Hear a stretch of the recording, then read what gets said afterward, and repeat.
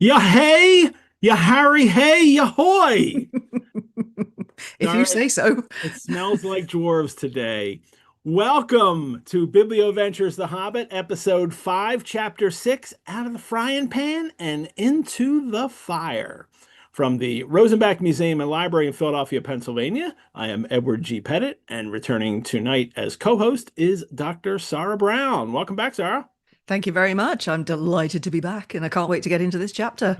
Alrighty, roasting dwarves. That's what we're Oh, getting into yes. today. I think they taste like chicken, don't they? It's got to be way too tough meat. I'm not even, definitely not chicken. Like the toughest, gamiest, oldest chicken you've ever been into, I'm maybe. currently very glad I'm a vegetarian. Yeah. But are you, what are you drinking? Well, tonight, as close to a sort of fire drink as I can get, this is a good old glass of Jameson's whiskey. There you Now, before people at home look at this and go, "Wow, that's a pour," go. Oh, that would be a I would regular pour for me, I would but just like to assure you that all the ice that was in it has melted. there you go. So it's not quite as sizable as it looks. Well, I was hoping I was going to do for the fire in the chapter tonight in the title. I was going to use Fireball whiskey and make some really cool cocktail. And I think what I have discovered is I dislike cinnamon, sweet cinnamon Mm, flavored whiskey. Like I just yeah, don't no. like it. And I tried different variations with different things, and I hated every one. And I'm of the opinion, do not drink it if you don't like it. And don't drink to get drunk. But the so I just decided I'm having again. Well, I made a Manhattan with this last week, and which I put a little gummy ring in, so it's with the chapter. That's But adorable. this black whiskey from the Andes Mountains from Peru that I really like, and it's really potent. So I figure it's 60% APV, so it's yeah I'm currently feeling like a it's lightweight next to you, fiery. This is fiery, let me tell you. but I'm totally with you on the flavored whiskey Oh, thing. delicious. That's just nasty. If Yeah. if I'm gonna drink whiskey, I'm just taking my whiskey, and I like it with ice in, mostly because I like to let the drink kind of ease out, but also to Yeah. last a little while. But flavored whiskey, And I no. like flavored thing. I mean, I love like a Yeah, cinnamon spicy kind of thing. I love that, but it's with the whis I just not with my whiskey.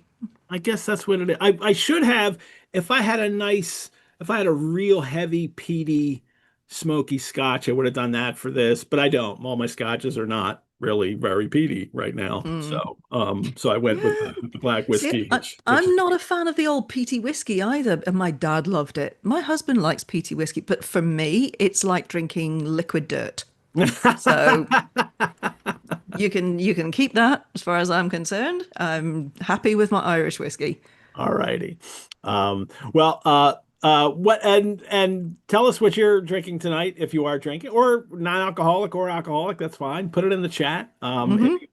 Feel free to send me recommendations for cocktails for future chapters. I'm happy to take those as well. Try some things. If somebody had sent me a recipe with Fireball, I probably would have had it because I would have felt obliged to like do Mm, this.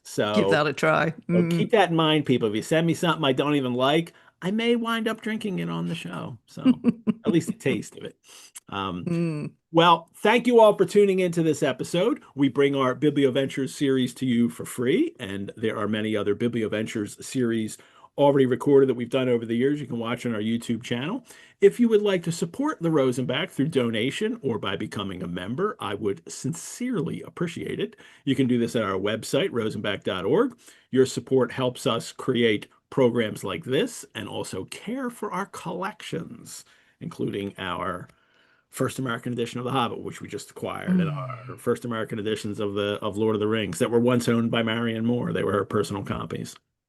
So our approach in this Biblioventure series, we're imagining it's 1937 or 1938, but without on upcoming wars. And it is you're reading The Hobbit without knowledge of the rest of the Tolkien legendarium. So The Hobbit was a standalone book for 17 years before Lord of the Rings was published. And so this is the main focus that we're taking. We're trying to treat this as a book in its own self.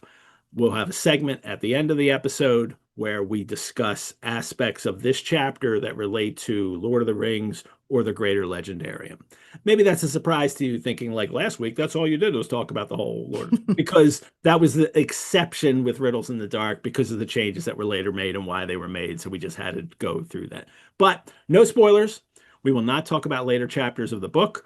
We only talk about what happens up to and including chapter 6. So if you keep to this rule in the chat as well, there are people who are reading this book for the first time. And even if the story has become so well known, there's still details that people are unaware of or won't remember until you remind them of it. So we'll keep to no spoilers as well. I'm So so envious of those people who are oh, I reading The Hobbit for know. the It's first always time. that way to encounter people like, oh, this is your first time. I wish it was my first time. So, Same. but every time you reread a book, you are reading it anew because you are a different person. Your brain Absolutely. is different. You have new things in it. And so you can always come at it anew, but that fresh, brand spanking new, that's Just something crack for the first that's time. yeah, that's Yes. something to cherish. So, so what's any new Tolkienian things for you? Courses, anything? Ooh, funny you should say that, actually. Yes, this month is drawing to a close a wonderful course I've been doing on letter 131 to Milton Waldman. Just that letter, but looking at all the language that's in it and looking at the way in which he frames the story to Waldman. And leading straight out of that, I'm going into a course in March called Tolkien the Mythmaker, the Architecture of Middle-earth.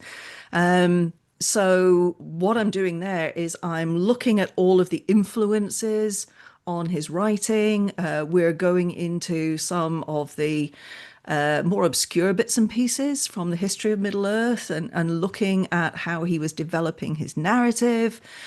And we are picking some of my favourite bits out of Morgoth's Ring, which is one of my favourites of the history of Middle-earth, looking at the tale of Adenel for the first fall of man. Just going to really dig deep into how Tolkien was continually building and rebuilding his secondary world. So that's my Tolkien course that's coming up for March for Signum Space. And I'm looking forward to doing that. That is fabulous. We'll put a link to Sara at Sigmund University. You guys can check that out. And I love the work you guys do there. So um, I love the work we do too. I mean, talk about a happy sandbox to play in. This is my job. I know, right? Isn't this I great? love that. Getting a paycheck right now. I Um, know. it's unbelievable that we get to do this work, Mm, and I am eternally grateful for it. But I know that I can do this work because there are people out there who, who watch us, who follow us, who donate money sometimes. But even if you don't, it's okay. It's you're an audience that cherishes this, and we wanted to give it to you, and I'm so happy for that. I'm equally grateful for those people who keep signing up for my classes because Yeah. if it wasn't for them, there would be no classes.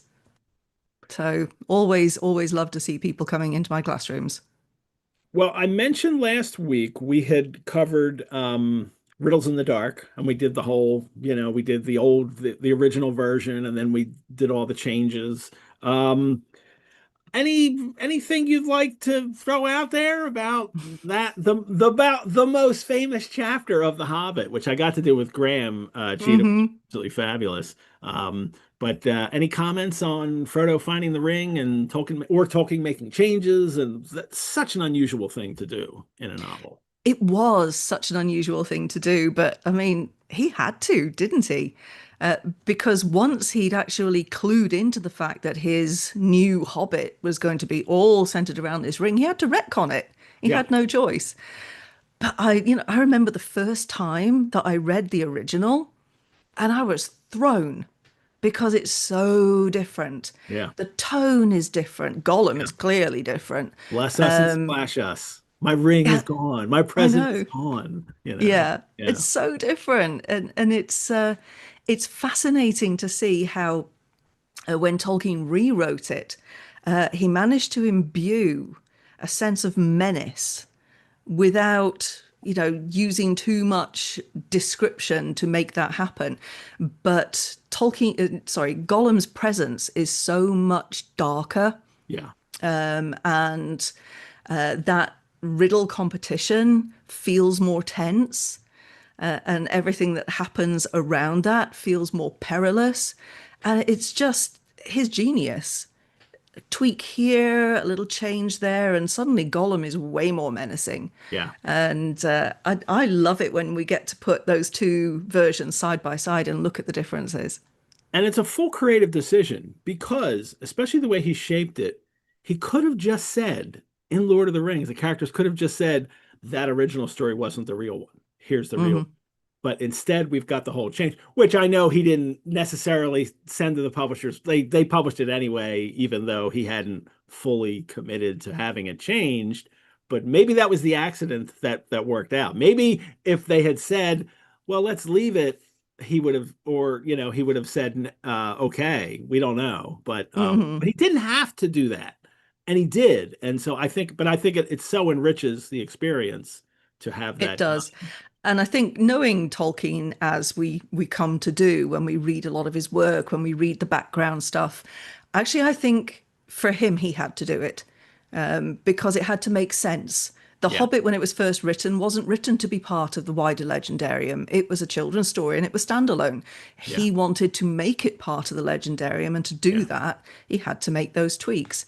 yeah. And I'm glad that he did. But one of the things I really like is the way in which he then got the narrative to reframe that as to why there are two different Yeah. versions.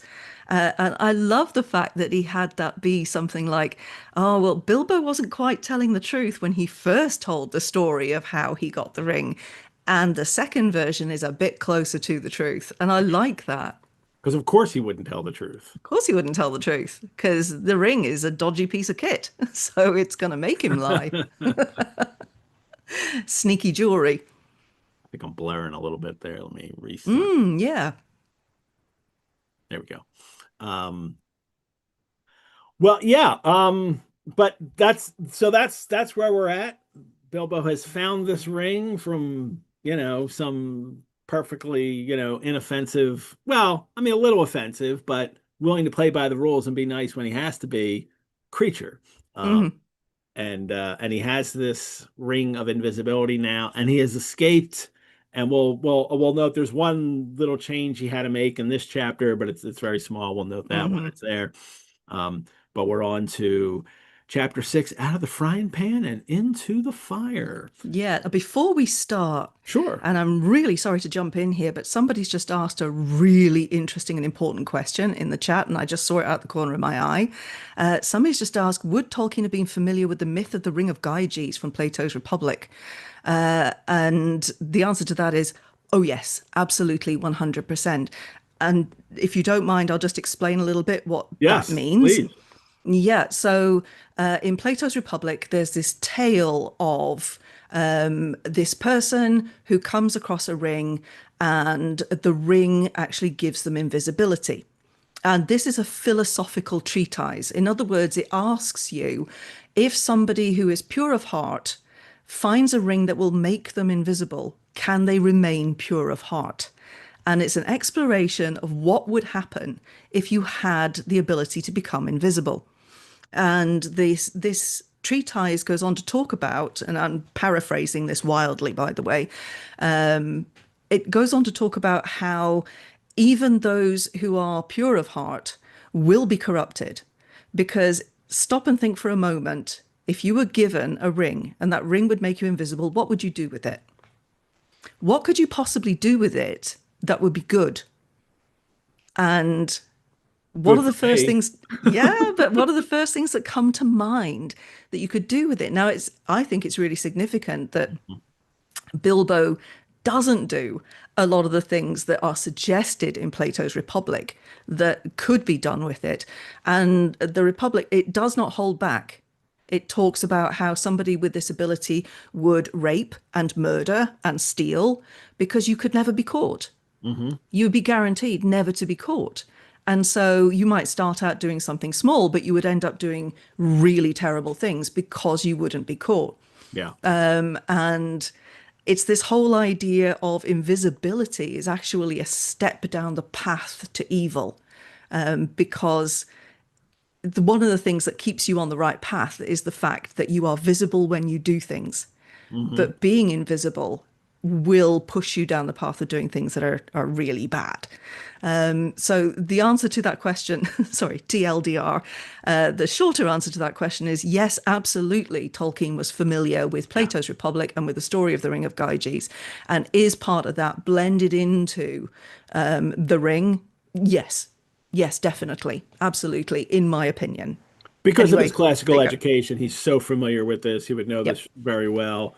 very I well. can't recall if he's ever asked about it, if there are any letters about it where he mentions it. I can't recall off the top of my head. Neither can I. I know that Tom Oh, Shippey has written about it. he has, yeah. Yes, yeah. I can't remember if it's in the letters. And I think what happens too is also there are also invisibility rings throughout Mm, literature throughout the ages, and including hmm the Germanic literature that he's very influenced by. So it's he's aware that this thing exists, and Plato is the earliest maybe example of Recorded. it. Yeah. Yes. So Yep. um, Yep. but he would be aware of it. But that whole idea that Plato's working with there is certainly worth knowing Mm, about to think about how he develops this in later in Lord of the Rings. yes. Because here Yes. it's And not. In the here it's Hobbit, not. it's not Yeah. applicable. Yeah. Bilbo's not in danger of being really evil, but we will. He does do something in this chapter that, that's interesting. We Hmm. won't talk Yes. about it. So, Yep. righty. Hey, Thanks. That's a great that's it. question. I'm done. We can carry on now. Thanks for asking that, Jim. I know Jim has that. That's great. Ah. Um, all righty. He has escaped. Bilbo had escaped the goblins, but he did not know where he was. He had lost hood, cloak, food, pony, his buttons, and his friends. He wandered on and on till the sun began to sink westwards behind the mountains. So he does realize that I've actually come through the mountains. I'm on the other side now. Um, and and then there's this interesting, well, good heavens, I seem to have got right to the other side of the misty mountains, right to the edge of the land beyond. That's such a fairy tale sounding, Mm, like we're not in Kansas anymore. Um, I'm struck throughout this chapter, as I was not struck in some of the other chapters, by so much that there's a lot of little this chapter more than some of the others reads like a children's story to me. hmm hmm Um, and I'll point out some of those moments as we go through, and that's one of them. It's that there's I know there's some danger and some serious danger in this, but there should always be serious danger in children's literature, and most of the good ones have that. But the way that things are presented in this chapter, I think, seems to be really heavily. The whole book is guided towards his children, and he knows Yes. the children's book, yes, but this chapter Yes. really seems to hit those notes. Yes. Yes. I agree. I mean, even that first list, he had lost hood, cloak, food, pony, his buttons, and his friends. The way in which that list is constructed Yeah. is that sort of wonderful childlike humor. Thank goodness he did not lose his pipe or tobacco. We know he has it. Oh, He yeah. just needs it. That would have been distressing. He just needs a match. So, so the important things.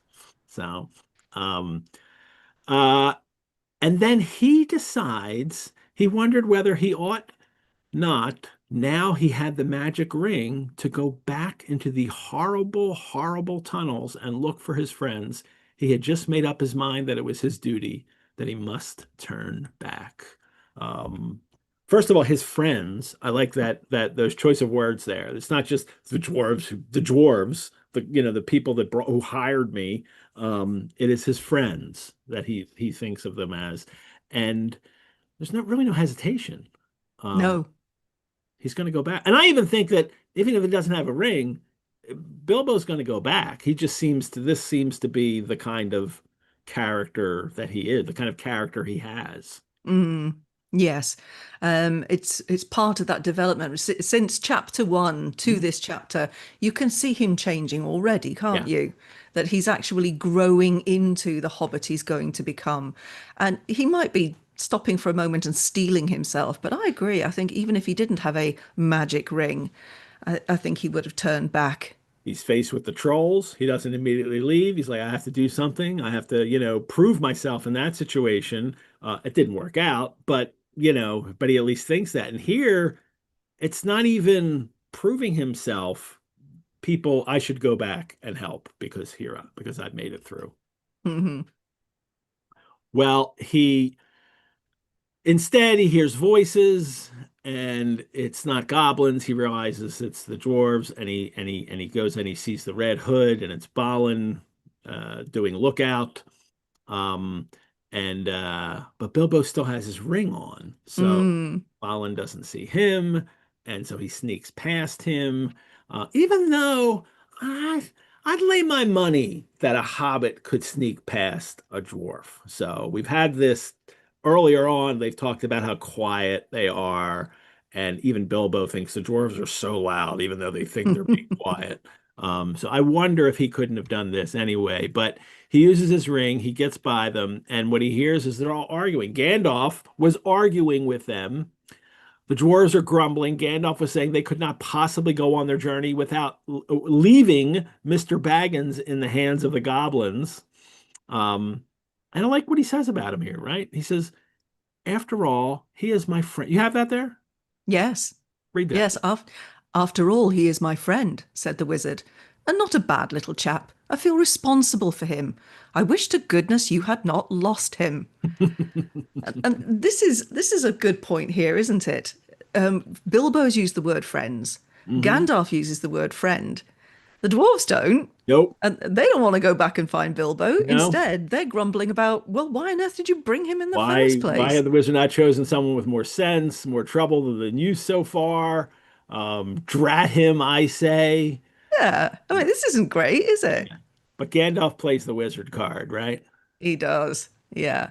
And Gandalf answered angrily, I brought him, and I don't bring things that are of no use. Either you help me to look for him, or I go and leave you here to get out of the mess as best you can yourselves. If we can only find him again, you will thank me before all is over. Whatever did you want to go and drop him for, Dory? Yeah. Yeah, part of that is I'm blaming you for Yeah. losing him. It's not his Yes. fault that he's lost. It's your fault. But Yeah. but also that, he is his friend. He has a purpose. Mm. He believes that he will show that at some point. Um and And that the dwarves will be grateful that he's there. yeah. Eventually, they are going to realize that it's a good thing that Bilbo is there. And I honestly don't think, if Gandalf doesn't force them, I don't think they're going back for him. Mm-mm. Nope. It doesn't put them in a good light here, does it? No. Nah. You notice this a little bit actually in these early chapters. The dwarves come up as a little bit, I don't want to say cowardly. It's not that. It's just that they don't really care about anybody but themselves, Yeah. which is Yes. I a mean, they're bit not, and they don't disconcerting. seem heroic yet at all. Mm, I no. mean, Thorin is the only one who seems to really have this kind of heroic quality in him. But that's pointed out from the very beginning that he Mhm. has something special about him. But the others just bumble along. They don't even have weapons. Um, Yeah, but even Thorin's not stepping up here saying, oh, no, be quiet. We'll no, go back for the not. Hobbit. Nah. Well, Bilbo jumps out, and here's the burglar, and takes his ring off. And bless me, how they jumped. Again, I think there's a little bit of, this is the kind of chapter I think that Tolkien had in mind when he decided later he didn't like the narrator coming in, Mm-hmm. addressing the reader, because when it does it here, it is very much, it seems like it's directed at children more so Yes. than in other places, I think, that it Mm-hmm. has so far. Um, Mm-hmm. Gandalf was astonished as any of them, but probably more pleased than all the others. But Hmm. Bilbo's reputation went up a very great deal with the dwarves after this. And it's basically because he was able to sneak into their camp. Like they think, Mm-hmm. Yeah. wow, you Yeah. have you have a skill. Because he didn't prove it to them with the trolls. Now No. he's proven that he has a skill. Yeah. But they haven't worked out that this must be a little bit more than a skill to suddenly appear in the middle of their group. Hmm. It's Gandalf who's a little bit about it, but the dwarves don't seem to really question the fact that Bilbo suddenly appears. Yeah, Gandalf will have a thought in the minute, but Mm, first we get, we find out how they escaped and fought and ran. Um, but it's Bilbo telling the story, and he says he sat down and told them everything except about finding of the ring. Not just mm, now, he thought. Um, and we can retcon what that means, but we don't even have, because in this story, I think it's a little significant that he's not telling the whole truth here. Um, already. and Mm, here's a moment where Tolkien did have to change. The original text was when he's telling him the story. So I said, "What's in my pocket?" And he couldn't guess in three goes. The original text continues, "So I asked for my present, and he went to look for it and couldn't find it. So I said, 'Very well, help me get out of this nasty place.' And he showed me the passage to the door. 'Goodbye,' I said, and I went on down." I mean, it's the leaving Gollum is so casual in mm. the original So version, nothing. Yeah. and he's gone. But it's changed in the text. You guys probably have it. So I said, "What about your promise? So show me the way out." But he came at me to kill me, and I ran and fell over, and he missed me in the dark. Then I followed him because I heard him talking to himself. He thought I really knew the way out, and so he was making for it. And then he sat down in the entrance, and I could not get by, so I jumped over him and escaped and ran down the gate. And that's the change he had to make for this new version. Hmm. He also adds jumping over Gollum a couple lines later. Um, Everybody is amazed by his escape, but Gandalf, right? Gandalf says Mr. Baggins has about him more than you guess. He gave Bilbo a queer look from under his bushy eyebrows as he said this, and the Hobbit wondered if he guessed at the part of his tale that he had left out. Mm. And it's So, highly significant to me that Bilbo has only been in possession of the ring for a very short time, but already he is obfuscating. Already he is not telling everything about it. He's not lying, but he's lying by omission. And now which is he's a lie. worrying. He Yes, of course told a it is. lie. Yeah. Yeah, and he's done it twice. Yeah. He didn't tell them that because it's a lie. Absolutely, him sneaking in the camp and just saying, "Oh, I snuck in." Uh, Hmm. it's he has absolutely lied here. Mm. And That that's is, why his conscience is pricking at him. He's worried that Gandalf might have worked out that something else is going on. And that's because he knows that he's doing wrong here. He knows deep down yeah. inside that he should be telling, but he's not going to. And I think you're supposed to notice this. And I think Mm, especially as Tolkien knows he's writing a book for children, that the children are supposed to notice this, that mm. he's not telling the truth here. Now there was another moment in an earlier chapter where it's with Gollum and he says, oh, about Bilbo not telling Gollum that he found the ring. And the narrator even sticks up for him. It's like, well, it's okay in this case Hmm. because, there's it's conditional that in that chapter, Tolkien's not saying there's an absolute, moral good about only telling the truth. In this situation, it's good to get around that. But here it seems this is a little different. Mm. Yes. Yeah, absolutely. Um, I think that although Tolkien isn't writing a moral tale, that's not what he's setting out to Yeah. do. But because it's a tale for children, there's still elements in here. The children that would hear the story are supposed to know that telling lies is bad. And it means that you're being naughty, that you're being bad, and that, Mhm. that will catch up with you in the end. So I think that's kind of overlaid over it. I agree with you with what you're saying, that this is one of those chapters that Tolkien probably wished he hadn't written in quite this way. Although I'm still glad that he didn't have the time at the end of his life to rewrite The Hobbit entirely. I think it Which he was. started to do, He and did, yes. and pass it on to at least one reader who said it's not The Hobbit, and when he recognized, yeah, it's not. So, Hmm. um, Yeah. good thing he did. And those you can find those chapters. They're in the History of the Hobbit, and I'm not sure where else they're published. Um, John Rateliff's History of the Hobbit includes them at the end. That's where I've read it. Yeah. Yeah. Um, and it's interesting. Uh, Hmm. as someone who, who studies Tolkien, but it's completely unnecessary. And basically it's just, and he does the first two chapters, and it's boring. Yeah, it isn't The Hobbit. It It's isn't that how do I story. make the story boring? And also proving the fact that that narrator is entertaining and enjoyable. Yes, yeah, because it's a whole different kind of story Mhm. to The Lord of the Rings. I've heard this described a few times. The Silmarillion is mythology. The Hobbit is a fairy story. The Lord of the Rings, heroic epic. Mhm. They are three very, very different ways of telling a story. And the narrator doesn't irritate me in The Hobbit because it's a different kind of tale. I'm slightly more irritated by singing elves in this one, but you'll get to that later. Yeah. But looking again at Bilbo and his obfuscation here, I think there's also the sense that, he will have felt from the dwarves a lack of respect. Hmm. And if he'd revealed that he had a magic ring that made him invisible, they could have yelled and go, "Oh, that's just cheating. Yeah. And you don't have any skill after all."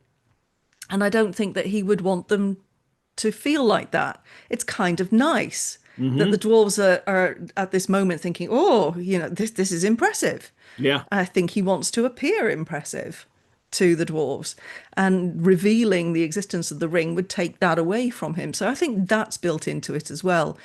But the fact that he doesn't tell Gandalf about it at all, that's, I think, kind of worrying. But it is, but you're right. But the lines before that is Bilbo's reputation went up a very great deal with the dwarves after Mm, this, and then he hmm can see that, he can register that, oh, you guys think I'm a little special now. Why, why challenge that at this point? And because Yeah.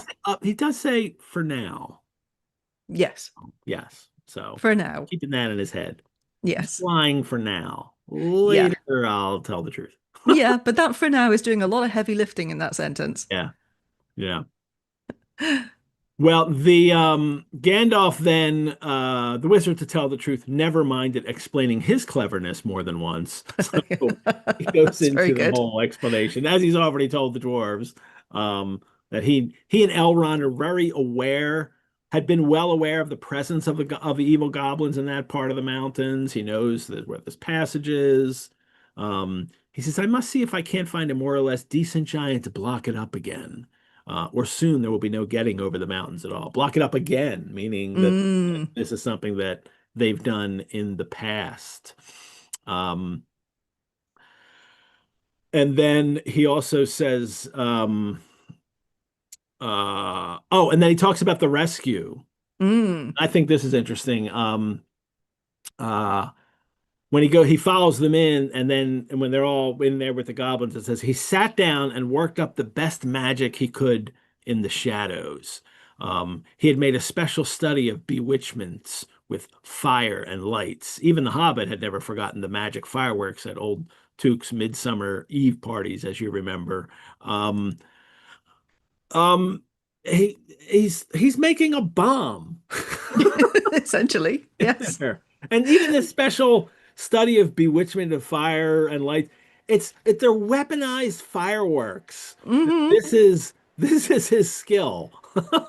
And I think it's really it's presented as the kind of thing that would seem magical to these characters, but the reader will look at it and realize, especially earlier when like the smell of gunpowder in the air. hmm Like the reader now knowing that, oh, he's making fireworks. That's, and things do that. It's not technically what we would think of as magic.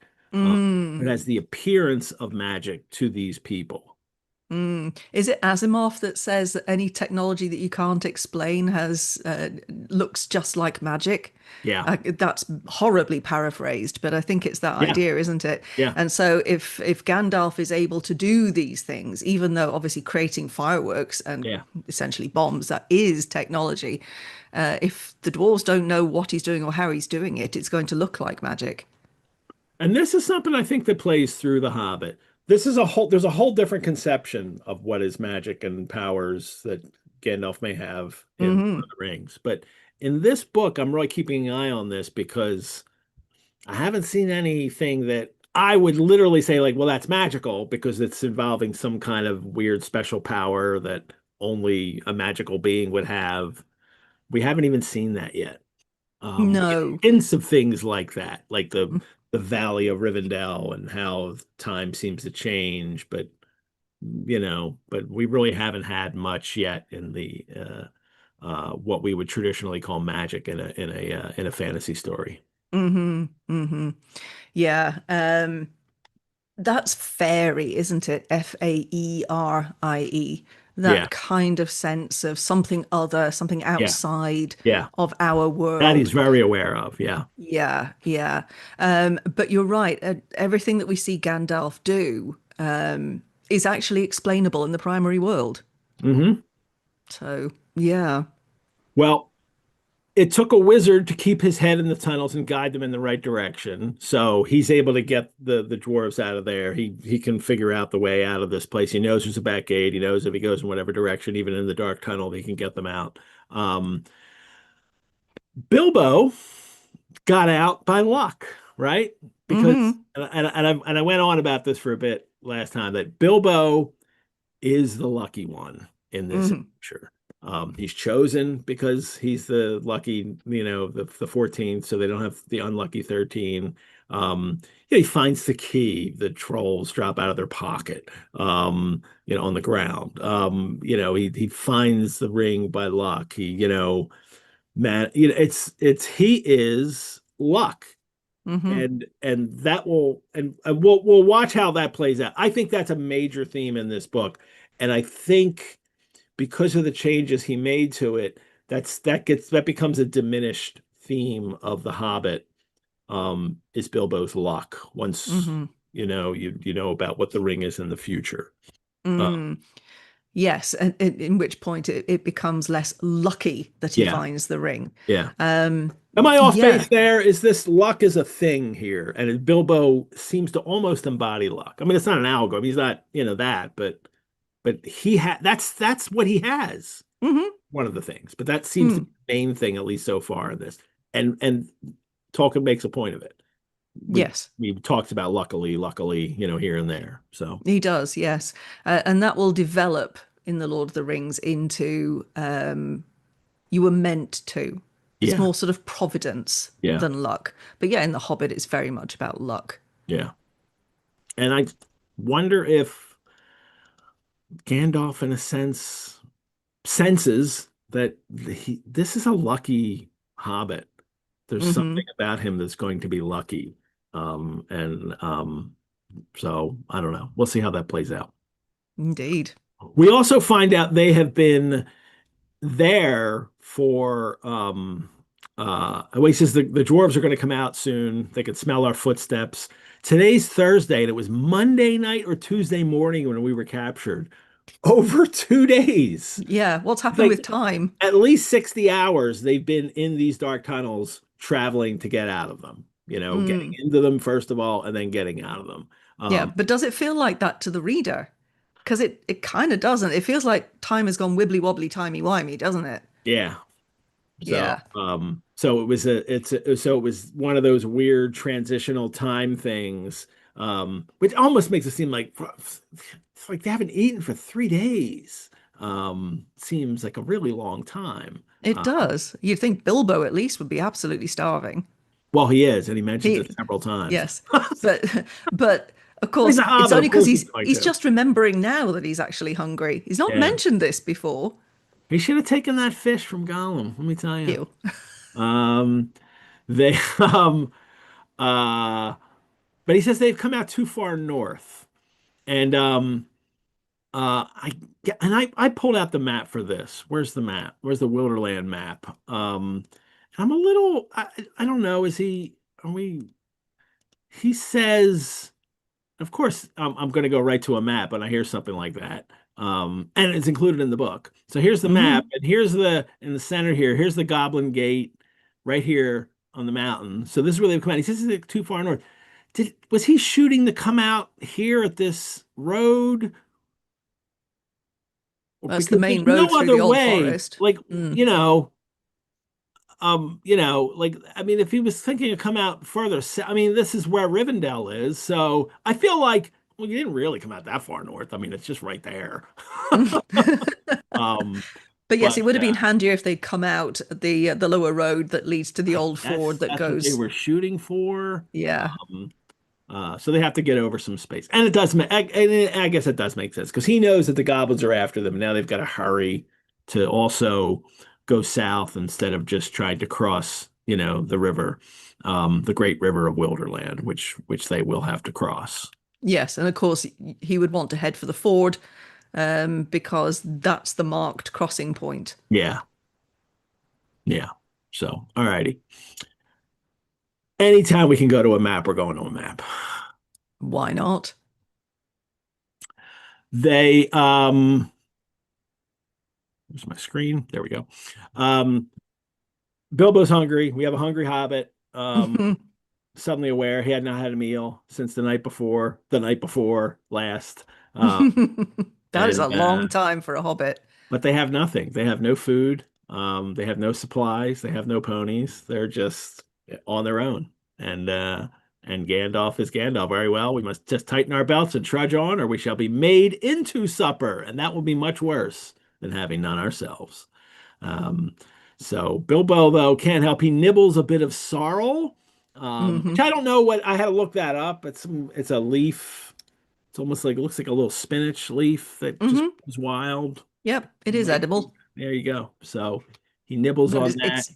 it's not going to fill a hungry No, hobbit belly, is it? no, and drinks, some water from the stream. Um, they it's a little bit of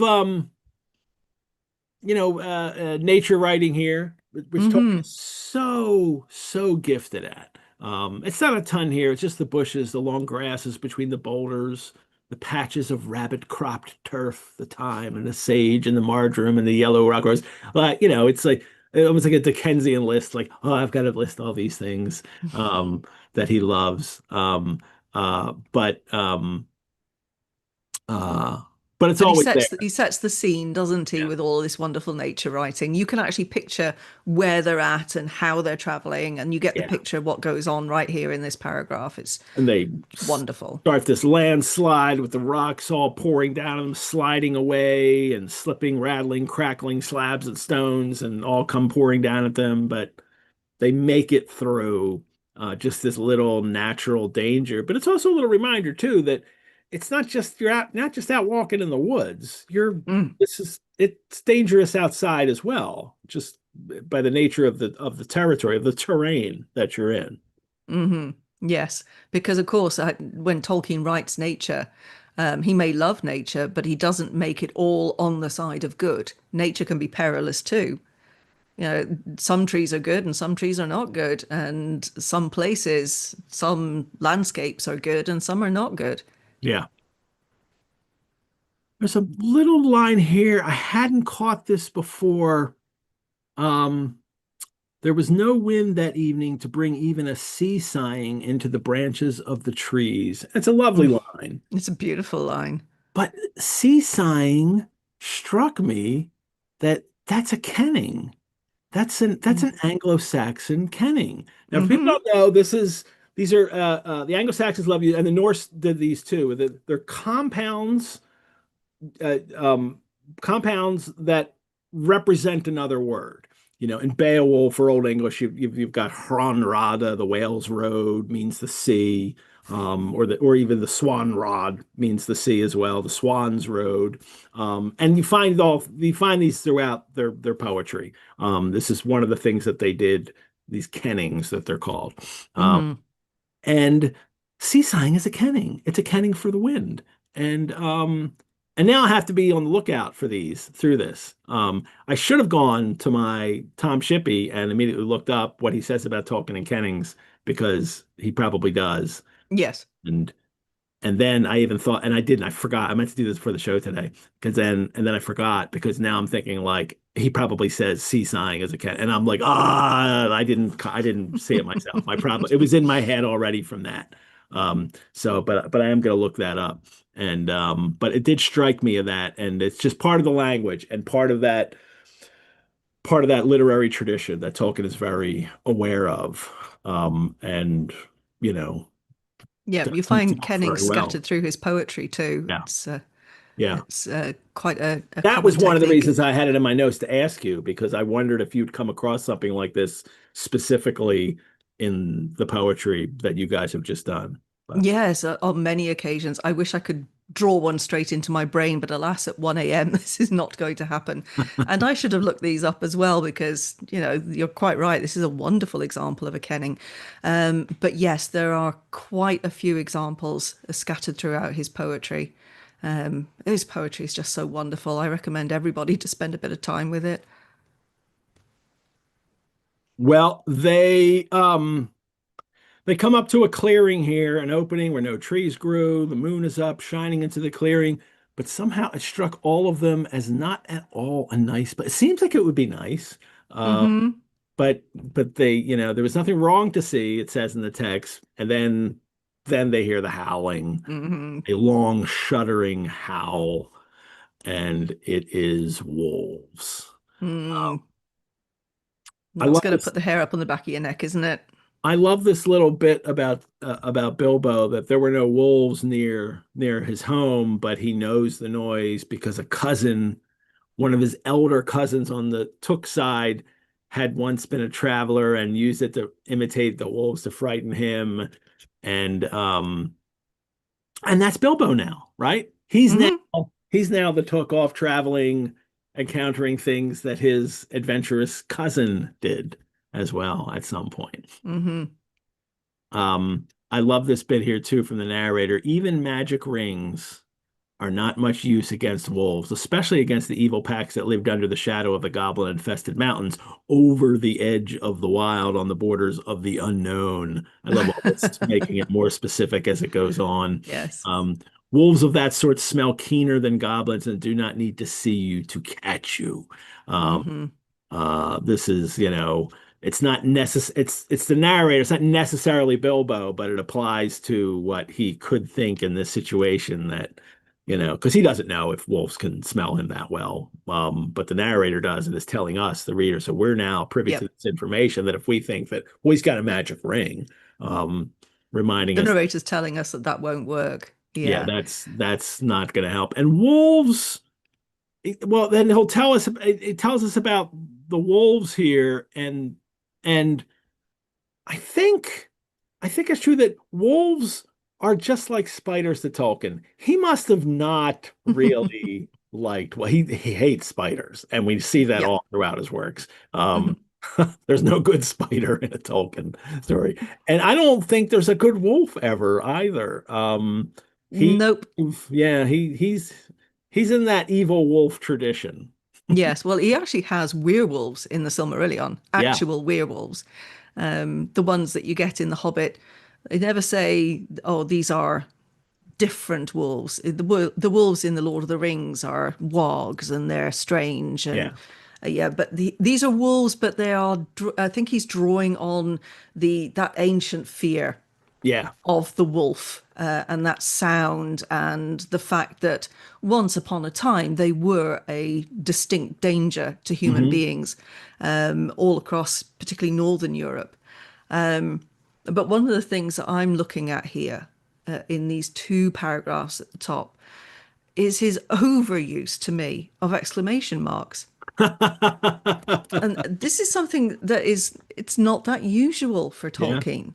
He's a bit more subtle, whereas the exclamation mark is like a mallet to the forehead. yeah. And particularly where he has, wolves gathering together, you don't need the exclamation mark there to make it seem dangerous and Hmm. sinister. And the end of the next paragraph, they do not need to see you to catch you.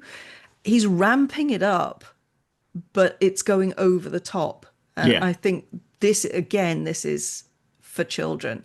It's not necessary. It's something that a Tolkien 20 years down the line would not do because he knows he doesn't need to. Hmm.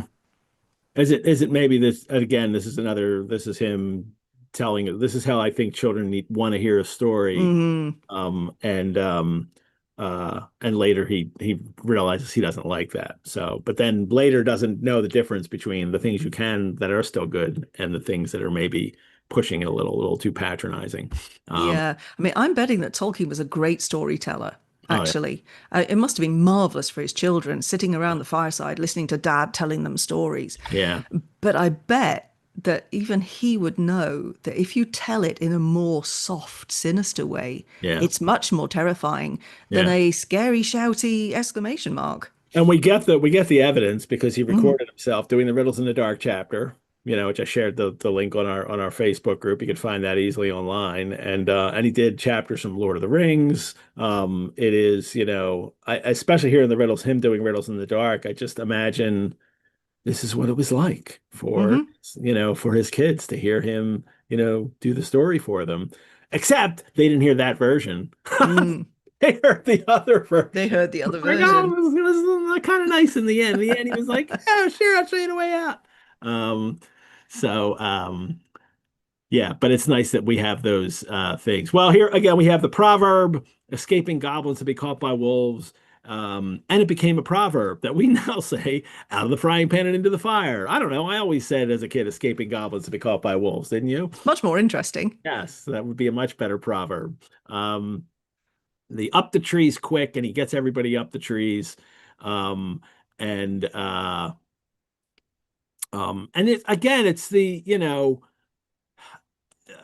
I mean, it's the jokiness of it has existed in other chapters, and I haven't noticed it as much as here. You would have laughed from a safe distance if you had seen the dwarves sitting up in the trees with their beards dangling down, like old gentlemen gone cracked and playing at being boys. Even the fact Mm. that saying boys seems to me that this is like I'm really focusing on a young audience more so Yes. than in other chapters here. Um, Yes.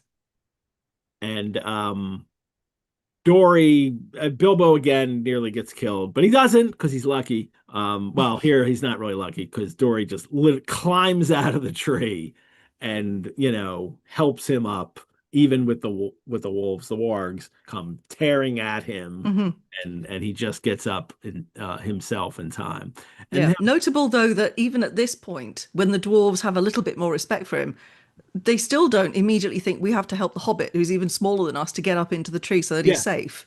They don't have a lot of you have to thought be for him, told do that. they? You have to be told, hey, the Hobbit's still down Yes. there. He's jumping up in the tree. Poor old Um, Bilbo.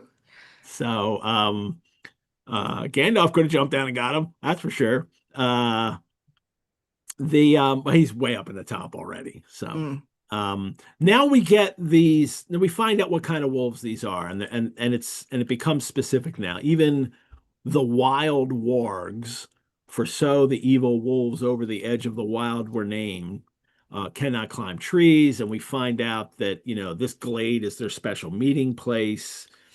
They have a language that they listen to, that Mm. Gandalf at least can understand, even though Bilbo can't. Um, and the narrator fills us in on there's a plan right now that the wargs and goblins are allies, and they plan to raid on a village.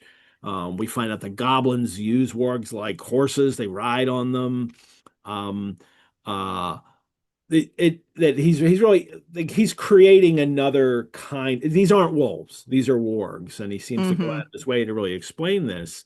It's very much for me. This seems very much like this is an Old Norse, thing here. The Vargar. Hmm. Hmm.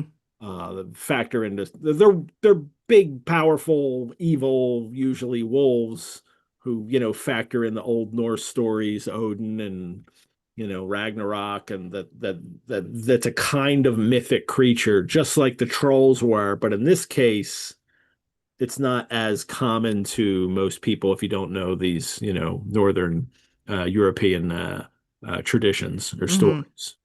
Hmm. But Yeah. Tolkien does.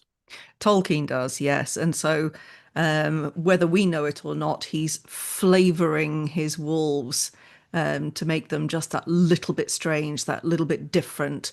These are, I mean, wolves would be bad enough, but these are not just ordinary wolves. Because to the point where Wargs is always capitalized, Hmm. and he doesn't, Goblins is not capitalized. Trolls are not capitalized. Other species, kinds of creatures in this book are not capitalized. Elves are not.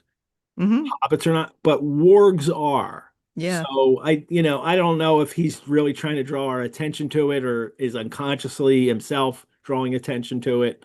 But I did find it interesting that he always capitalizes it.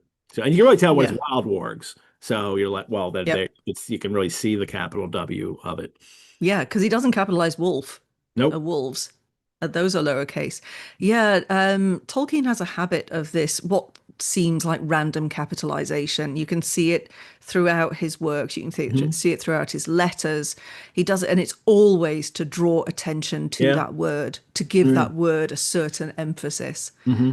But fascinating that he does capitalize warg and It's then doesn't consistent. capitalize other things. I did Yeah. look through and it's consistent. Hmm. Eagles are not capitalized. So and they're like a special giant kind of Hmm. eagle. Yeah, they're Um not your normal eagle. Like so these are not your normal wolf, but yeah. yeah. Hmm. Well, they hundreds and hundreds of them. I love the dreadful language that they speak that Gandalf can, understand. If this is a later Tolkien story, we would get some examples of that, but we don't. I wonder if he hadn't played around with some kind of warg language, It's Tolkien. You what it, bet he did. what it would be, but he didn't share that in the books.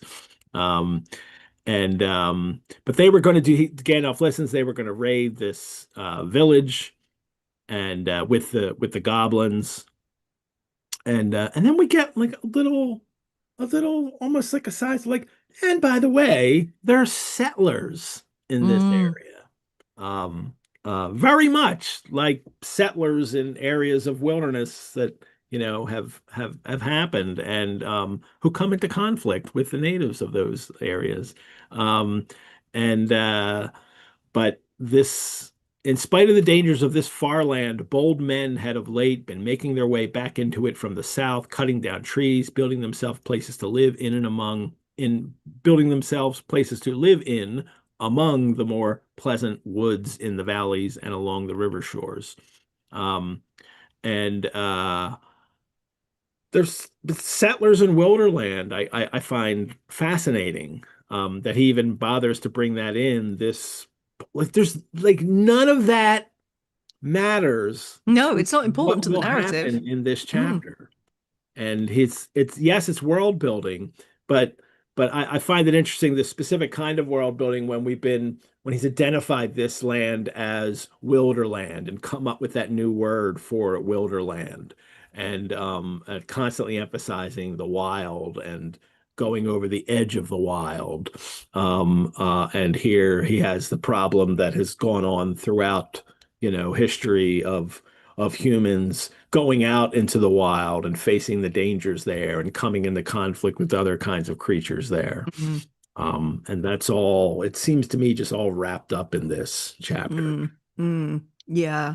And so what you've got in these paragraphs here, where it's talking about these settlers, is this sense of these are going to be small settlements. We're not talking about big towns. This is not Bree that we're talking about here. These are small settlements. Small settlements are going to be slightly more vulnerable. Yes, they're brave because they are settlers. They're pushing into areas of land that are not previously settled. But it's easier for the wargs to pick off that which is smaller and slightly more vulnerable. So, they can target these places. Yes, not during the day, but they will, it says, come by night with the goblins' help. Hmm. So they're going to band together with the goblins and attack these settlements. And they are just very small villages. So we're supposed to get that sense of these almost pioneers, if you like, that are moving into Yeah. places that aren't settled. And so they will be quite basic villages, not stone built houses, possibly wood built houses, and so vulnerable to. We're supposed to feel that sense of fear and Hmm. tension that this is something that could happen. Yeah. And I don't think he ever goes so far as to want us to, nor do I think he does, identify, say, goblins as a kind of native people of this area. They're No. evil and they're Hmm. bad. They're a Hmm. kind of monster that's around that's not, in his mind, even though they can speak and are sentient, that they're not different than a savage animal in his mind. Yeah, and there's no sense that the goblins live in the forests or the Yeah, woods. They live in the mountains. yeah. So this is not in that sense their settled land that somebody has come to take away from them. It's just that the goblins will come out of the mountain by night to help the wolves Yes. to kill. And we'll take them and we'll kill Mm, people and take them and bring them back as prisoners to their caves to be their mhm. slaves. This is what they're going to do. And had had the company not wandered in there, that would have happened. How lucky. That's what the narrator is telling us here. Like they would have Yeah. wiped out this village, had this not happened. So Hmm. everyone would have been killed. Hmm. Well, Gandalf, listening to the growling and yelping, began to be dreadfully afraid, wizard though he was, and to feel that they were in a very bad place and had not yet escaped at all. Yeah, you think you're in a tree. Um, like you're definitely not.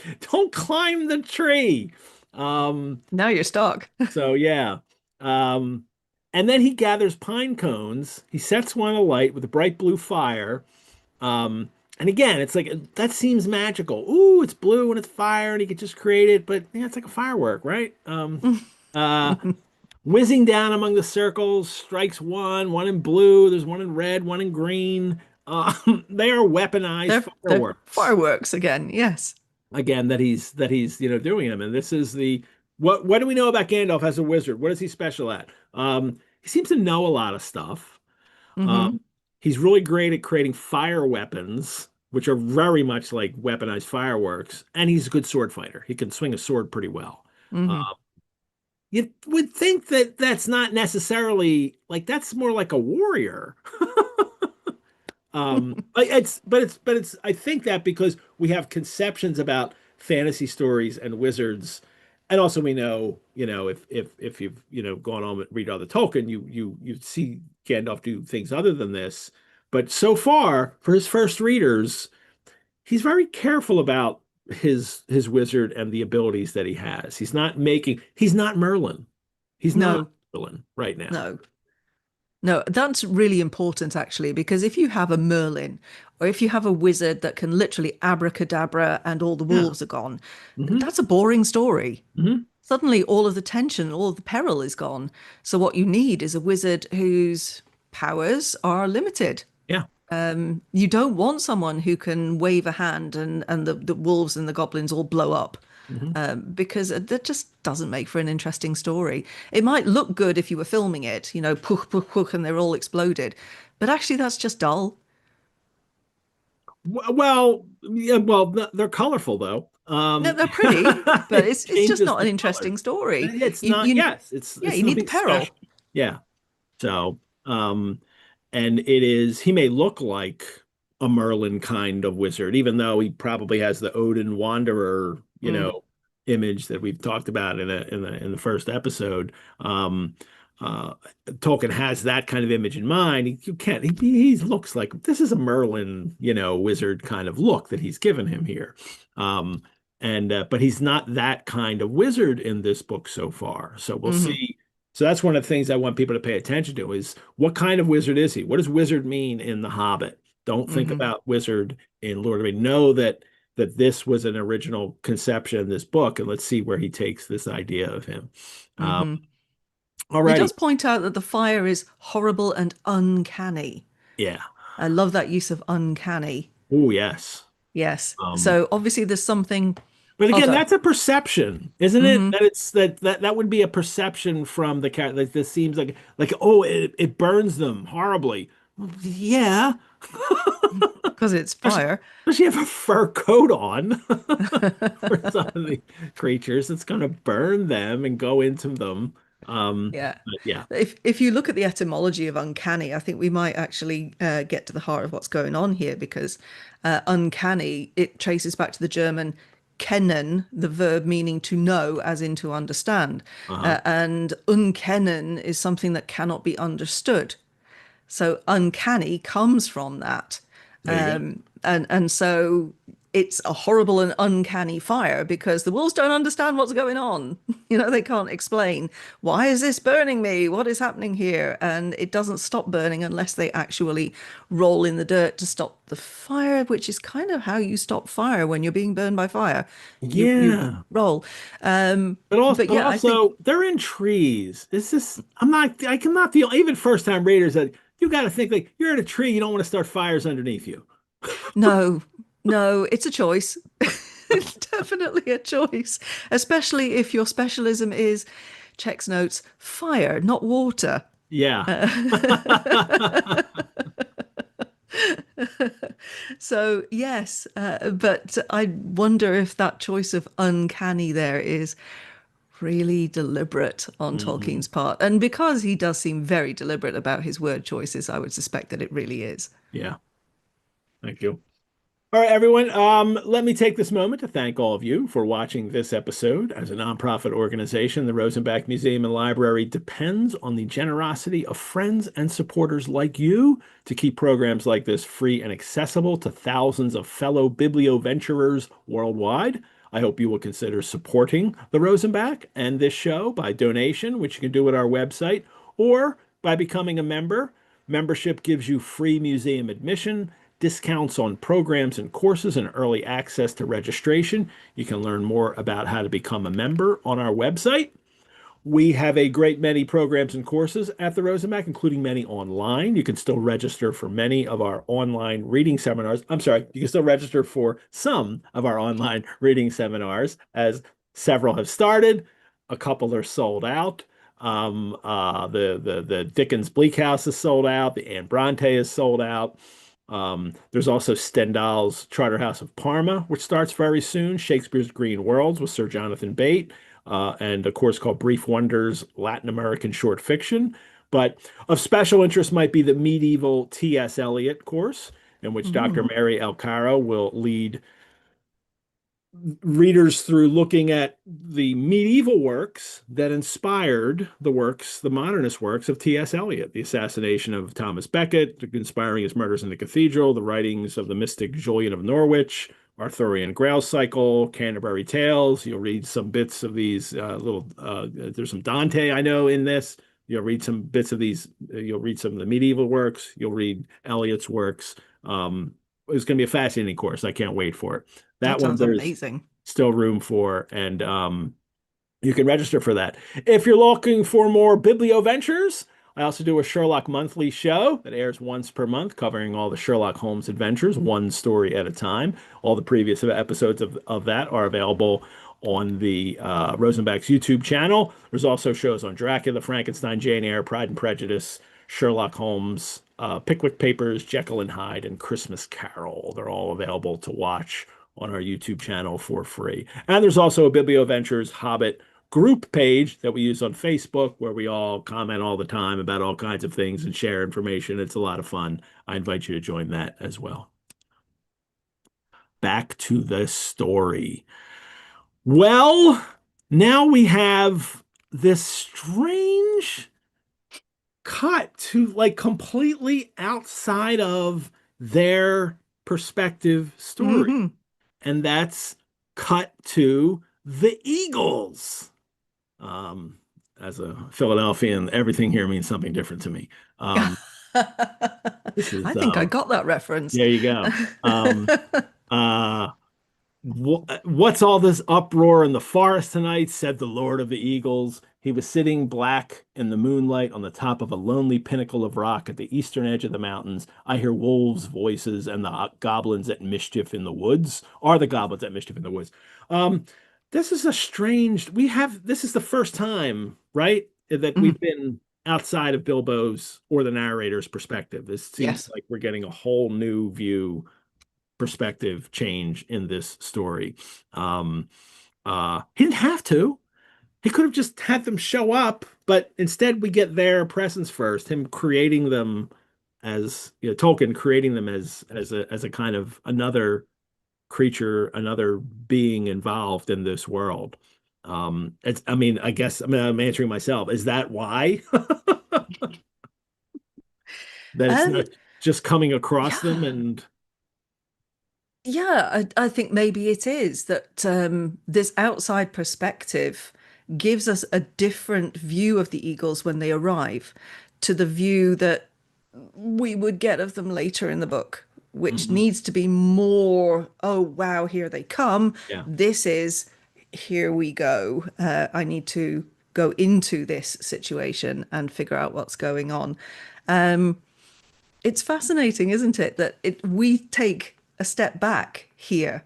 Hmm. We're aware of the absolute malarkey going on in the forest, but we are taking a quiet step back with the Lord of the Eagles, who's Yeah. looking down and thinking, "What the heck is happening here?"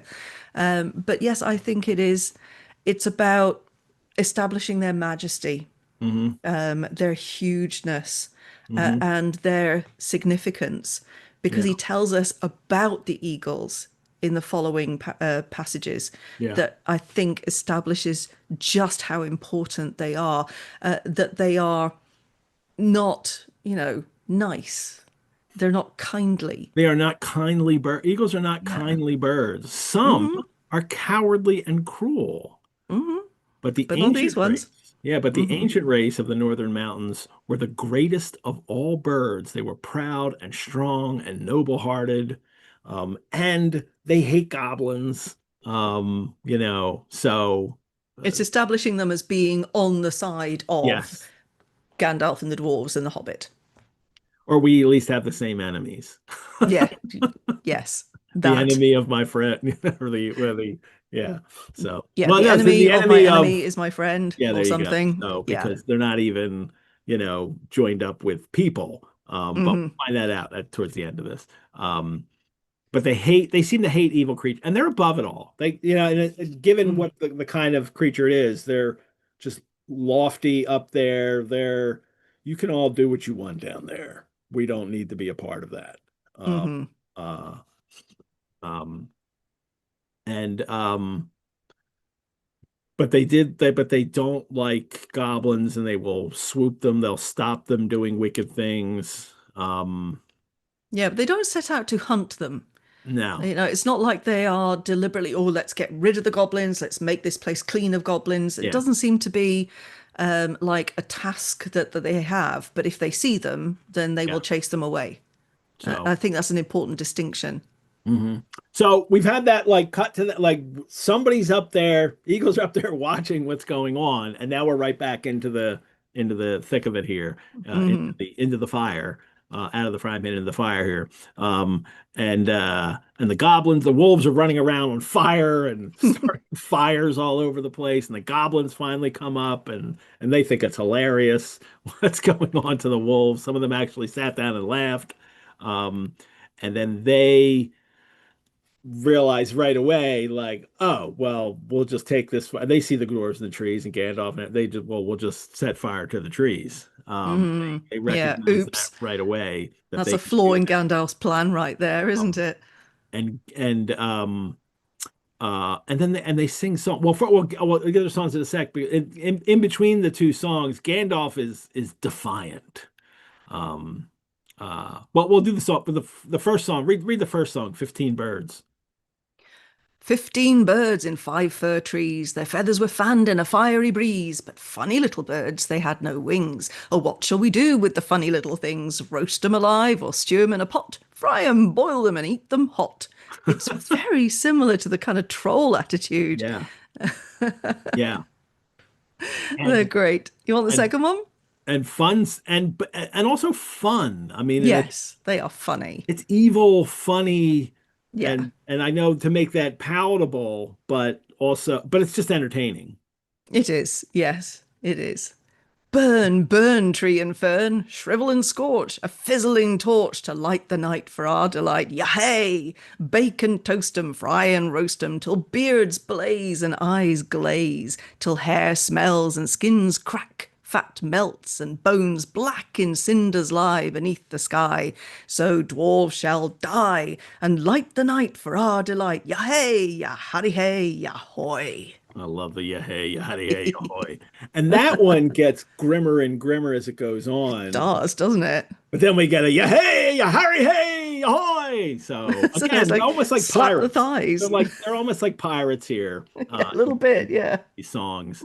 Um, but um, but grim, not as that not it's not quite that, hard sound repetitive from the last one when they were in the no, but still very, onomatopoeic, Very. Hmm. scorch, um, burn, well, not as much as that with the whips and the swish and the crack and Yes. smash before, but But you've got very, nasty visuals in this yeah, one. You know, the yeah. idea of burning them while they're still alive and their hair smells and their skins crack Talk and their about fat beards melts and blazing here. We don't need that. So it's a yeah. trigger So, for oh, me. yeah. Watch Um, those beards.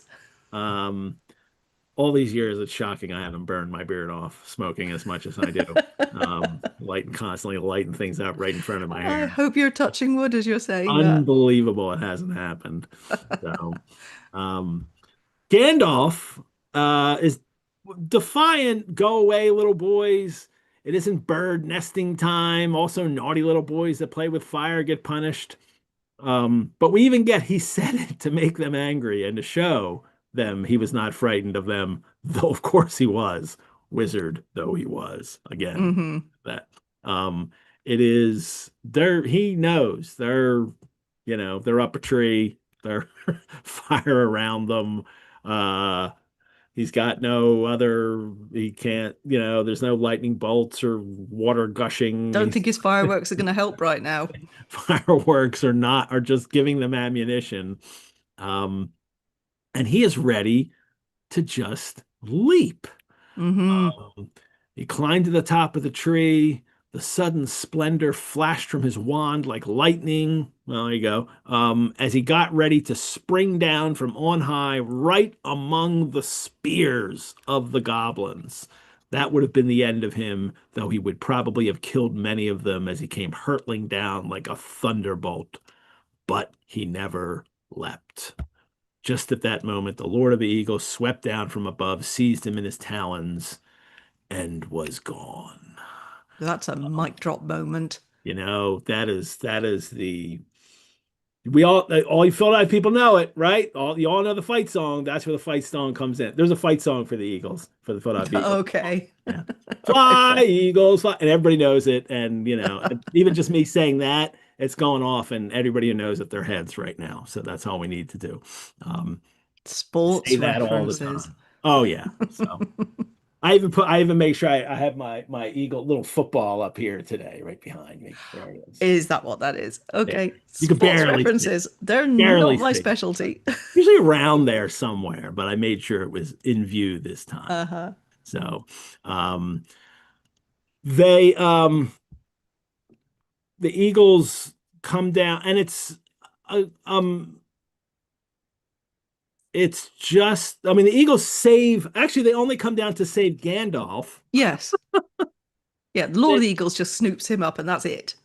And he tells them Gandalf had now spoken, and then back swept the great birds that were with him, and down they came like huge black shadows. And then now they they start attacking the goblins and taking the dwarves out of the trees. Poor little Bilbo was very nearly left behind again. He just managed to catch hold of Dory's legs.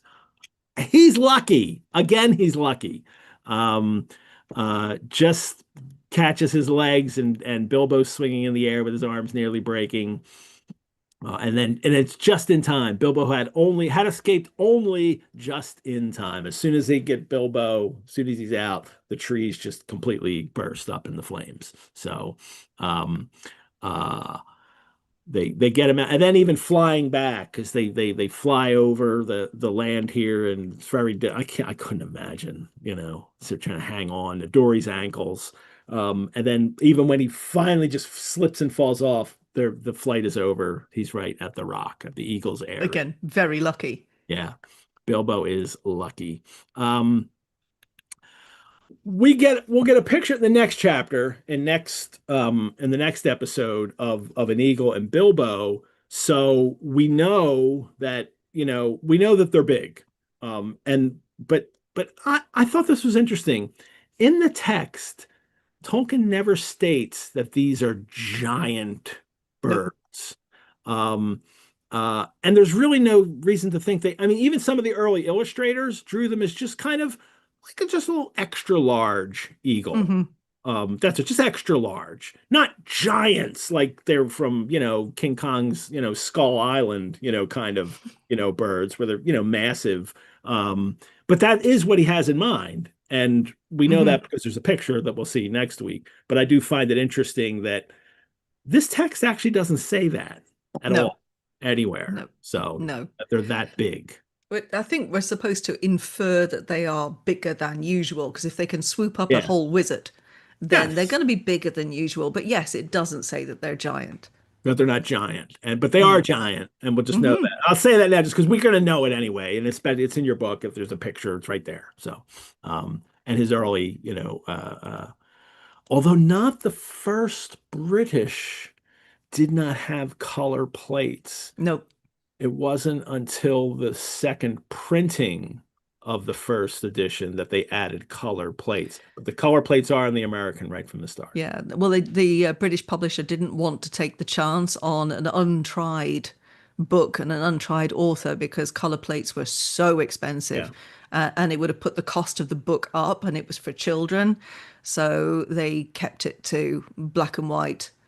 Even though Tolkien was like, please, can Yeah. I have some red in here? And they didn't like him having any color at all because every single splash of color put the price of the book up, and they wanted to keep that price down so parents would buy it for their kids. Hmm. So it wasn't until it was clearly They knew immensely that they was popular. selling that they could then add the color plates. So, and Exactly. America's the next year, that's 1938, and they knew that, well, it sold there, so the American publishers decided to go with the color plates right off the bat. Yeah, and they asked Tolkien for his art, didn't Yeah, they, they for did. it? Yeah. Yeah. Yeah. Um, they and now Bilbo knows what a piece of bacon feels like when it's suddenly picked out of the pan and a fork and put back on the shelf. I mean, it's a little bit funny, but again, it's like I almost feel like I'm in so much of this, I don't feel like I'm in a children's story. I feel like I'm in an adventure story. Hmm. But sometimes like this, I feel like, we're in a kid's book. Hmm.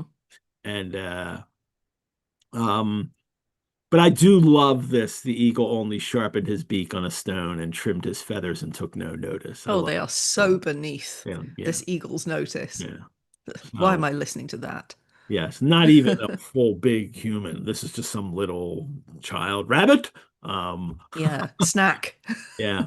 The Lord of the Eagles bids you to bring your prisoners to the great Prisoners. shelf. Yes. And Bilbo's Yes. worried, prisoners. Oh no. But we right away we're told that, um, that it's just because they were prisoners of the goblins. That was referring to. But the wizard and the Eagle Lord appeared to know one another slightly and even to be on friendly terms. Gandalf, who had often been in the mountains, had once rendered a service to the eagles and healed their lord from an arrow wound. So, again, that's a very children's story like thing. It's the mouse has helped the lion, and um, Hmm. uh, that's So they owe him. yeah. So the eagles, so he sees Gandalf because he's got this. We've heard this when we were introduced to the eagles. They have this spectacular eyesight and they could see tiny details way down the ground. So he obviously saw Gandalf in the tree and went and swooped him up. So, um, and the eagles would not take them anywhere near where men lived. They would shoot at us with their great bows of yew, he said, for they would think we were after their sheep, and at other times they would be right. But no, we are glad to cheat the goblins of their sport and glad to repay our thanks to you, but we will not risk ourselves for dwarves in the southward plains. Hmm. We are not your taxi service. Yeah, we're not going to help you that. We've already helped you. So, Yes. And there's um, a limit. and I in the original manuscript, which you can find in History of the Hobbit, that line says about the humans. He says, "They will shoot at us with great bows," he said, "for they will think we were after their lambs or their babies. And at other Hmm. times, they might be right." Now, it could mean their lambs or their babies, meaning the lamb's babies, but I think he means there as in the humans' babies. Yeah, because lambs don't have babies. Lambs are babies. Yeah, and other times they might be right. Oh, So, ick. yeah, so that's the people are just prey to the eagles. It Uh, does say some of them are cowardly and nasty. yes, but he has changed it. He took out Hmm. babies because maybe he didn't want the Oh, idea that's that good. sure, eagles aren't necessarily friendly towards people, but they are also not their prey. Well, it's interesting that perhaps originally that's where he was thinking of this. Yeah, that's one of those. I'm really glad he changed his mind on that bit. That would not sit well, would it? Yeah, well, especially for a children's book. Yeah. That's, you can And then talk you're supposed about to trust these eagles. people getting eaten, but you can't talk about babies getting eaten. So Oh, that's where they draw no, the line. no, So, absolutely not. you know, I'm not It's a gonna. bit like when there's a dog in a film, you don't kill the dog. Yeah, well, they used to always kill the dog.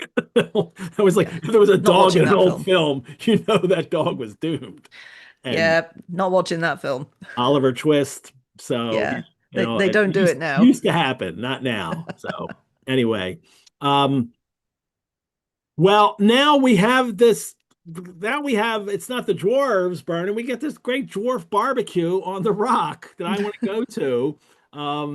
The eagles bring up dry boughs for fuel. They bring rabbits and hares and small sheep. Um, and they have a cookout right on the rock overlooking the valley. Bilbo, and we get reminders here of Bilbo, the kind of bourgeois Bilbo here, middle like Yes, and he doesn't do his own butchering. Oh, he can't please. skin rabbits or cut up meat. The butcher delivers that. Yeah, You I know, know, it's so funny, isn't it?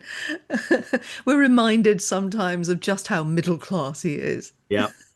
And Gandalf he just sets the fire going. We get it right. Yeah, we know you're really good at fire. Yeah. Um, and Owen and Glowin had lost their tinder boxes.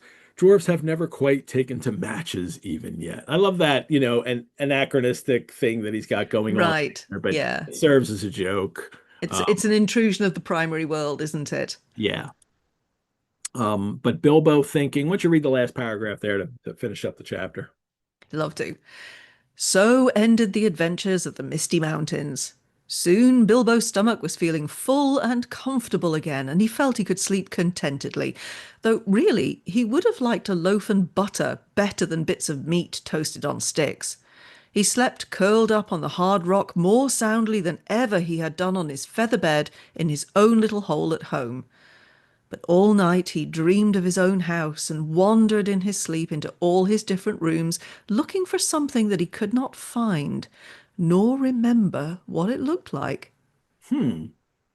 What do Hmm. you think of that dream? That's interesting. Now, Hmm. and it's not a Lord of the Rings dream because he's got the ring and No, no, it's not a it's not vision. related to No. that at all. It is, but I am fascinated whenever I see a dream. I have to like think, well, what do you mean by dream? What does this dream Hmm. mean? Um, and Yeah, it's that sense of something's lost, but he doesn't know quite what's lost. Something isn't where he would think it would be. And you can interpret that so many different he's ways. changed now. Yeah, he's He looking for can't find his old himself. self. He's Mm, now this new, tookish, hobbit out on an adventure. Or this place is also foreign now. This is mm. home, and everything should be right here. And now this place looks different to me, as it Yeah. should, because he has these experiences. Yeah, it's a foreshadowing, I think, of the idea that you can't really return home. Yeah. Because when you go home, you're different and home is different. And so you can look at home and expect to find things to be exactly where you left them or how you left them. But if you return home after a big adventure, then nothing's the same. Hmm. So I think that's maybe a little bit of foreshadowing in there too. Yeah. Yeah. But Well, I totally agree with him. I would prefer a loaf and butter rather than bits of meat toasted on sticks, but I'm a well, yeah. vegetarian, so And you you know are. me, yeah, I'd be like, leave the bread and bread. I mean, I like bread and butter, but what toasted meat and a stick on that rock? Oh, that's a Oh boy. good time. No, I'm good. I'll Um, take the bread. and I know I've got my pipe, so yeah, we're good. Bilbo's still got his pipe. But the cha actually at the end of this chapter in the first editions, well, there was an illustration, and it's a line drawing that he did of the Misty Mountains looking west from the Eyrie towards where they are, the Seagulls Eyrie towards the Goblin Gate. Um, and which so these are the Misty Mountains in the background here, and this is the Eyrie here. I'm guessing. Well, it says Um, looking west from the Eyrie, so I'm assuming that your perspective is from the we're here, Eyrie. yes. So this is something else here. Hmm. The carrack that will eventually, but there is here's maybe a little bit better picture of it. But there was actually an initial drawing that he had done, but then he redid this drawing. Hmm. And it's situated the same except for the trees are a little strange looking and they're, just kind of They're rather basic, almost aren't like they? symbolic almost. Hmm. You can see the two of them here, just the small changes that he made um, in doing this.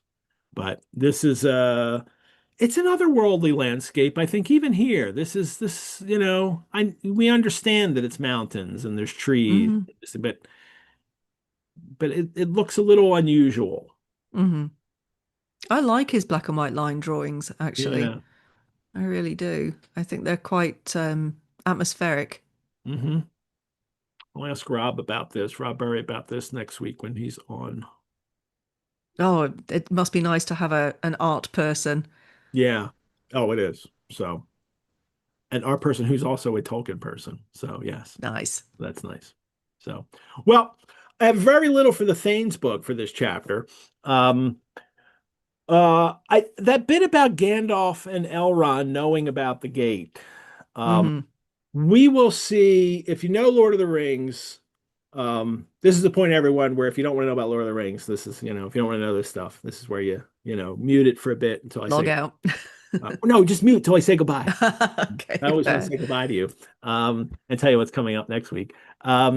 They, we'll see a few times, and then this gets explained later in Lord of the Rings, and then Tolkien explains it in the appendices, but Gandalf explains his purposes that Gandalf is doing things to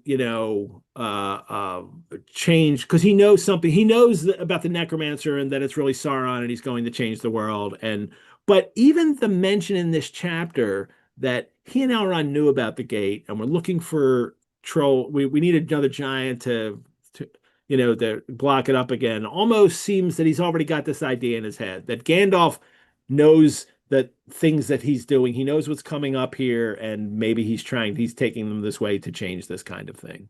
Mm, I think that if you read The Quest for Erebor, Yeah, I think that really sets that it does. in But stone. I even wonder if it's even if you have to go that far, like to what he later develops and Hmm.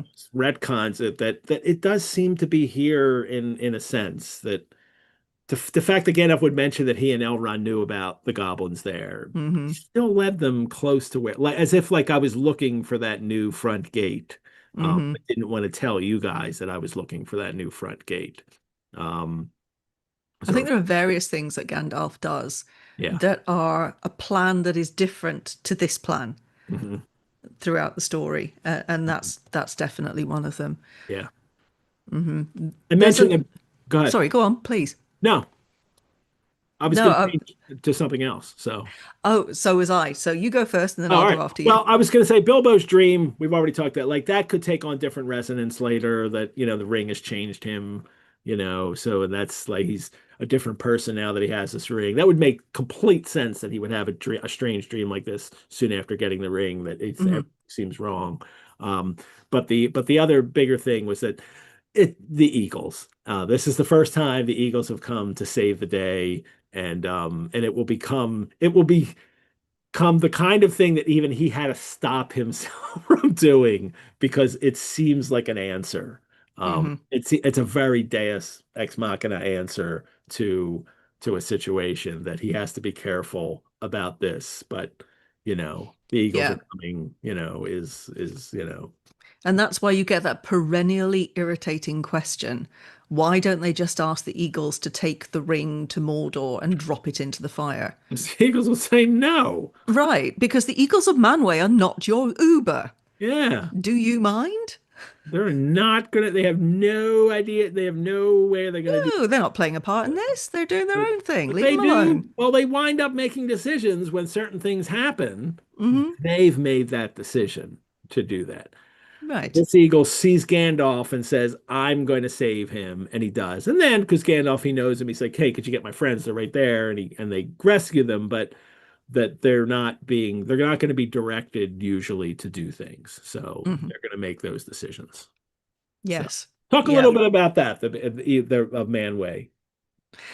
Oh, that's the whole thing. The eagles come up everywhere, don't they? And they are, as you say, they're a Deus ex machina. They're also they're used as a warning on occasions, but they're something that is really outside. You can't rely on them. You can't say, I'll book myself an eagle in 10 minutes and we'll go and do this, because that's not how it works at all. Hmm. You're right. They will decide to do something if that's what they decide to do. But they're not part of the whole movement of everything, because in this time, in the Third Age, it is time for the mortal races to make choices, to make decisions, and to move things forward. Hmm. It is not the part of the creatures who are outside of that to do that for them. Hmm. They might join in at times. In a eucatastrophic moment, they might Hmm. appear because, oh, the eagles are coming. And thank goodness they come when they do. But if they were just there all the time, then again with the boring story, because it's meant to be difficult, it's meant to be a series of choices, it's meant to be something that the mortal races are doing because it is their time. Yeah. The Eagles of Manway are not there to make things easy. Hmm. They're not supposed to. You can't Um, send up a eagle like a bat signal, whenever yeah, you need them, they're not going to pay any attention to that. yeah. Which is why when they do appear, it is catastrophic. Yeah. It's important. It's a moment. It is something that you go, oh, wow, they're here, and that's amazing, because without them we'd be in trouble, and we're really glad they're here. But you can't book them. You can't rely on them being there. And I think that you're right. Tolkien has to be very careful about this, because if you overuse it, it becomes a device that it just moves the story. And you don't want that. You want the story to move, and the Eagles play their part when it's that time, and that's it. Yeah. The other thing I was going to talk about, I love the fact we're talking about the Eagles. I think that's really great. But the other thing I was going to talk about was the moment in this chapter where Gandalf essentially says to the dwarves, I don't make stupid decisions about who I bring along on my journeys. And, the choices I make are for a reason. And that's when you want to go back to the quest for Erebor and see why Gandalf actually makes those choices. Why does he ask Bilbo to come along? What's the purpose there? And there's a conversation that he has in the quest for Erebor with Thorin that just makes it quite clear. Now, hang on a minute, Thorin, you do need this hobbit. Yeah. And not just because you don't want 13 because it's bad luck, but you will need this particular person. And Gandalf has an agenda behind all of Yeah. this. And I won't reveal all of that agenda because some of it is all about the story that's coming up. But he has his reasons for picking Bilbo. He has his reasons for picking a hobbit, Yeah. but his reasons why that hobbit needs to be Bilbo. Hmm. And it's no wonder he gets grumpy when the dwarves are like, oh, what's the purpose of this blooming hobbit? Why have you brought him along? Well, because I had a reason. Hmm. And don't be questioning me. So if you haven't read The Quest for Erebor, it's Yeah. in there. But of course, that's also later ideas, as It is later ideas. as I Tolkien's like to great at the think of this retconning. book is Why did he bring Bilbo? What is his idea of Bilbo Yeah. in of why Gandalf chose him in this story originally? So, yeah, Yes. Yeah. Oh, Tolkien was fantastic at retconning. He yeah. was really good at finding something that's part of his story and then going, oh, now I need to invent why that happens. And he does that a lot. All right. I think we made it through. Excellent. Yeah, Harry, hey, my wild wargs. Thank you for joining us for episode 5 of Biblioventures The Hobbit. Sarah, thank you for Oh, you're joining. welcome. Thanks for having me. You will return again in a few weeks I will. for another chapter. I forget which one you're returning for. Um, Thank you, Brianna, our chat assistant, for providing links in the chat. Next week, for episode 6, we will cover chapter 7, Queer Lodgings, in which we finally get some mead drinking. And we meet a Yay. very interesting character. If you haven't read it yet, you're in for a treat for this one. It'd be a big bear of a man. That's what I'll call him. Um, Robert Burry will return to co-host with me. I hope Rob has some mead on hand or winds up going out and get some mead because I'm going to be drinking mead. We know that. Um, Thank you all for who have made a donation to the Rosenbach or become a member. We couldn't do these shows without your generous support. Your donations help us create more programs like this and also care for our collections. You can also become a member. Membership gives you early access and discounts to programs and courses. You can find out more at our website, rosenbach.org. Thank you all for watching and continue. Spread the word. Tell people to watch this show. I am Edward G. Pettit of the Rosenbach Museum and Library saying, fly, eagles, fly. All righty. Thanks, everybody. Bye bye. Bye.